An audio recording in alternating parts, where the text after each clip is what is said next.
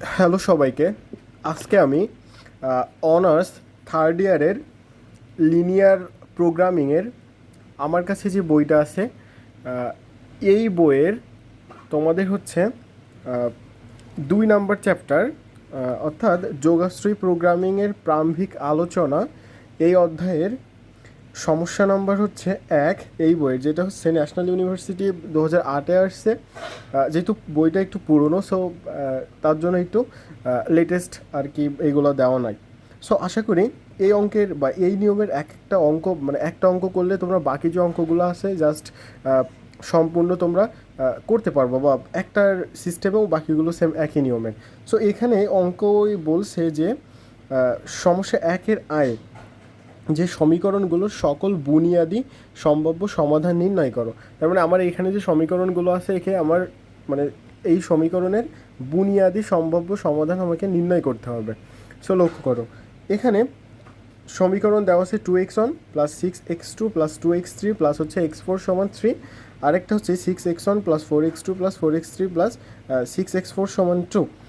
এখন লক্ষ্য করো তো, এই যে দুইটা সমীকরণ আমার এখানে দেওয়া আছে, এই দুইটা সমীকরণকে আমরা যদি ম্যাট্রিক্স রূপে বা ম্যাট্রিক্স, আমরা যে ইন্টারমিডিয়েটের এইচএসসি লেভেলের থেকে যে ম্যাট্রিক্স পড়েছিলাম এ এক্স প্লাস বি আকারে যদি প্রকাশ করি, তাহলে এখানে এ এক্স প্লাস বি আকারে যেহেতু প্রকাশ করতে বলেছে, তাহলে এখানে এ এক্সটা হচ্ছে তোমার, একটু লক্ষ্য করো যে এখানে যেহেতু দুইটা সমীকরণ দেওয়া ছিল, একটা হচ্ছে 2x1 প্লাস হচ্ছে 6x2 plus 2x3 plus x4 সমান হচ্ছে 3, আর একটা হচ্ছে 6x1 plus 4x2 plus 4x3 plus 6x4 সমান হচ্ছে 2। তাহলে এই যে সমীকরণটা আমি এখানে লিখছি, এই সমীকরণটাকে যদি জাস্ট আমরা হচ্ছে এ এক্স প্লাস বি আকারে প্রকাশ করি, এ এক্স সমানে বি এই আকারে যদি প্রকাশ করতে যাই, তাহলে কি এর যে সংখ্যাগুলো আছে সেগুলো লিখতে হয়। কী কী আছে? 2, 6, 2, এখানে কিছু নয় তার জন্য 1। পরে দেখো তো কী আছে? 6, 4, এখানেও কি 4, 6। আর এখানে এই যে এক্সটা হচ্ছে, এখানে যতগুলাই এক্স আছে ততগুলো, তাহলে একটু লক্ষ্য করো তো এখানে এক্স আছে কয়টা? x1, x2, x3, x4, আর নাই, তাহলে x1, x2, x3 আর x4। আর এখানে বির মানটা হচ্ছে জাস্ট এইখানে ইকুয়ালের এপাশে যে মানগুলো থাকবে সেগুলো। আশা করি তোমরা বুঝতে পেরেছো। তাহলে এখন এখানে দেখো তো এ সমান ওই যে মানগুলো লিখছিলাম, আর এক্সের মানটা হচ্ছে এই যে x1, x2, x3, x4 এরকম, আর বি সমান 3 এবং 2। এখন এখানে একটা বিষয় লক্ষ্য করো যে এর যে মানটা আছে এটা কত ক্রমের দেখো তো, 2/4 বা 2 × 4 ক্রমের না? তাহলে যেটা বেশি থাকবে অর্থাৎ পরে যেটা থাকবে 4c2, মানে আমরা ক্যালকুলেটারে মানে দিলে বুঝতে পারবো কি, ক্যালকুলেটারে জাস্ট এই ক্যালকুলেটারে যদি আমরা চাপি এই যে 4 শিফট চেপে যে ভাগ 2, এই 4টা পেয়েছি কারণ এটা শেষে 4 আর 2/4 ক্রমে ছিল, তার মানে ওই 4টা লিখছে, আর c2 এটা যদি দেয় দেখো তো কত হচ্ছে, 6 হচ্ছে। তার মানে আমার এই পুরো মানটা থেকে আমি মোট 6টি ম্যাট্রিক্স বা উপম্যাট্রিক্স তৈরি করতে পারবো। ক্লিয়ার? এখন দেখো এখানে এই যে মানগুলো আমি নিয়েছি কিভাবে, প্রথমে 2 এর পাশাপাশি 2, 6, 6, 4, 2, 6, 6, 4 একটা নেওয়া কিন্তু আমার শেষ। পরেরটা দেখো 2, 2, 6, 4, 2, 2, 6, 4। ক্লিয়ার? পরে হচ্ছে কি 2, 1, 6, 6, 6, দেখো 2, 1, 6, 6। ক্লিয়ার? তাহলে দেখো তো এই 2 এর সঙ্গে কিন্তু সবগুলো নেওয়া শেষ। তাহলে পরে কি আছে? এই যে 6 আছে, তাহলে 6, 2, 4, 4, 6, 2, 4, 4। পরে কি থাকে? 6, 1, 4, 6, 6, 1, 4, 6। পরে লাস্ট একটা বাকি থাকে কি 2, 1, 4, 6। ক্লিয়ার? আশা করি তোমরা বুঝতে পেরেছো। এখন দেখো, যেহেতু উপম্যাট্রিক্সগুলি সকলেই অব্যতিক্রমী, সুতরাং এদেরকে আমরা মৌলিক ম্যাট্রিক্স হিসাবে বিবেচনা করতে পারি। এখানে অব্যতিক্রমী তার মানে সবগুলোই কি ভিন্ন ভিন্ন বা এরকম জাতীয়। তাহলে যে সকল চলকগুলি স্থান পায় না তাদের মান 0। সো এখন দেখো এখানে যে চলকগুলো স্থান পায় নাই তাদের মান 0 ধরেছে। তাহলে প্রথম যে উপক্রমিকটা ছিল কি 2, 6 এবং 6, 4, উপম্যাট্রিক্সের প্রথম দুইটা বাদে বাকি যেগুলো আছে সবগুলো কি ধরবো? 0 ধরবো। তাহলে প্রথম দুইটা কি x1, x2, তাহলে x3 এবং x4 যে দুইটা থাকে ওই দুইটা আমি 0 ধরছি।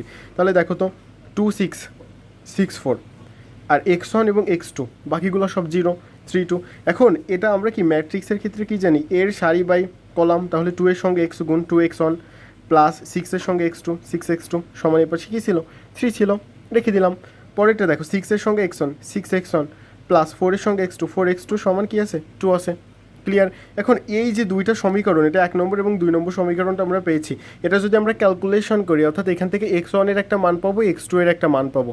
ক্লিয়ার। এখন লক্ষ্য করো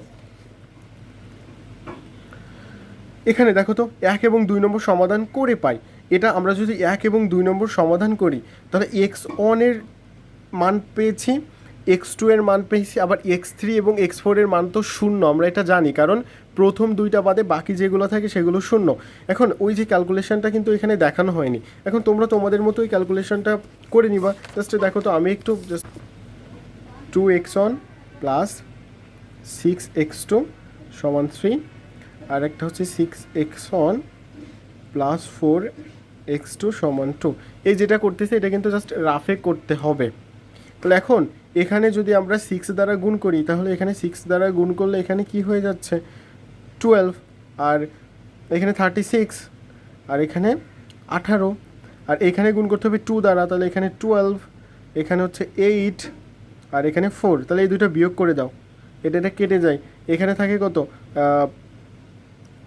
28 x2, এখানে থাকে হচ্ছে প্লাস 14, x2 সমান 14/28, তাহলে কাটাকাটি করলে কি x2 এর মান কত পেয়েছি 1/2, আমি কিন্তু জাস্ট একটা মান পেয়েছি। এখন x2 এর মানটা এখানে বসাই দাও, তাহলে 12 গুণ x1 আর প্লাস হচ্ছে এখানে 36 গুণ x2 এর মান কত পেয়েছি 1/2 সমান 18, তাহলে 18 দুগুণ 36, 18কে এই পাশে পার করে দিলে x1 সমান 0/12, যার মান কি হয় 0 আসে।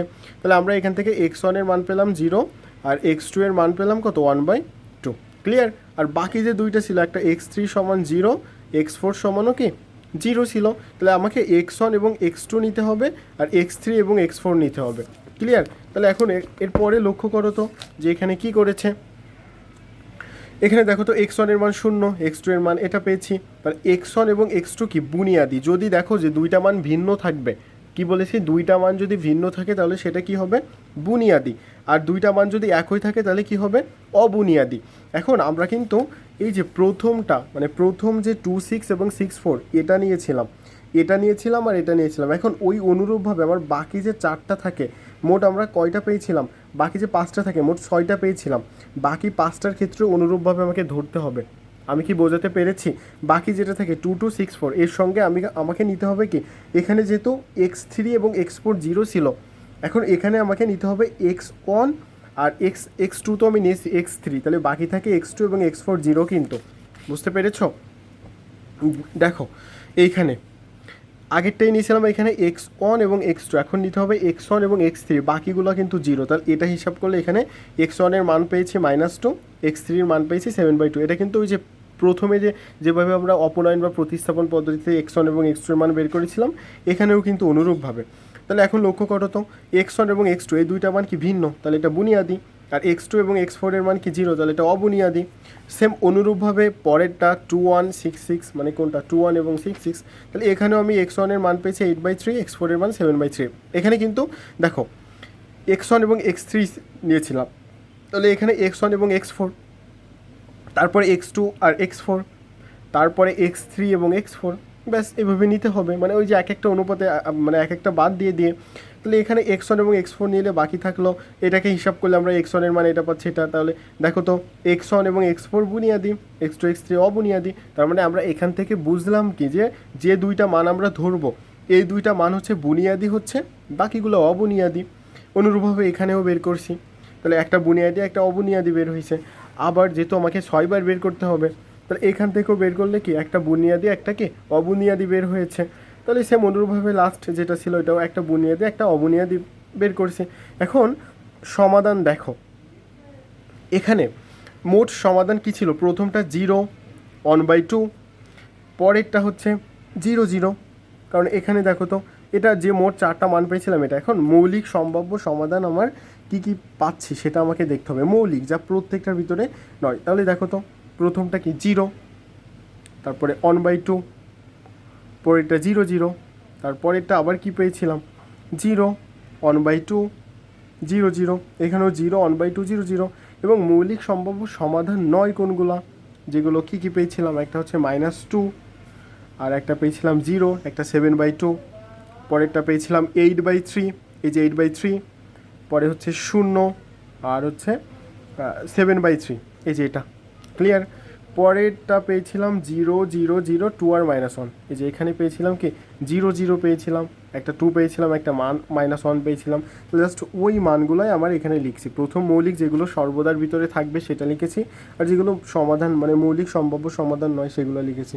এখন যেহেতু সকল সম্ভাব্য সমাধানে অন্তত একটা মৌলিক চলক শূন্য, সুতরাং সকল সম্ভাব্য সমাধান অপজাত বা অধপাতিত, তাহলে আমাকে ওই যে প্রথম যে লাইনগুলো লিখছিলাম জাস্ট ওইগুলো লিখে দিলে হয়ে যাচ্ছে, বা এই পর্যন্ত জাস্ট আমার উত্তর, এই পর্যন্ত তোমরা করলে হয়ে যাচ্ছে। ক্লিয়ার? আশা করি তোমাদের বোঝাতে পেরেছি। এরপরেও যদি কোথাও কোনো সমস্যা ফেস করো তাহলে অবশ্যই সেটা কমেন্টে জানিও, আর অবশ্যই তোমার ফ্রেন্ডদের এটা শেয়ার করে দিও যেন তারাও দেখার সুযোগ পায়। তো সকলে ভালো থেকো।